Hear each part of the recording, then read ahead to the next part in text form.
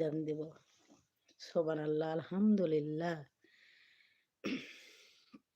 আমরা যদি কাউকে ৳১ দান করি, আল্লাহ পাক কিন্তু আমাদের ৭০ গুণ ফিরিয়ে দেবে, সেটা এখন না, আখিরাতে।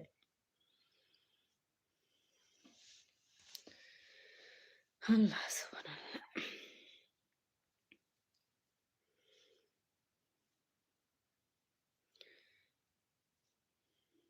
কিন্তু এই দানের ভিতর যদি ফহম বা অহংকার থাকে বা দুনিয়াবি উদ্দেশ্য থাকে, তবে এই দান অর্থ অপচয় ব্যতীত অন্য কিছু নয়।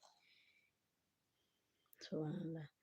আপনি দান করলেন, অথচ আপনি নিজের স্বার্থর জন্য দান করলেন। দুনিয়াকে দেখে দান করলেন। এই দান করার কোনো মানে হয় না। এটা হলো শুধু অর্থ বিতরণ করা এইটুকু। অপচয় করা আর কিছু না।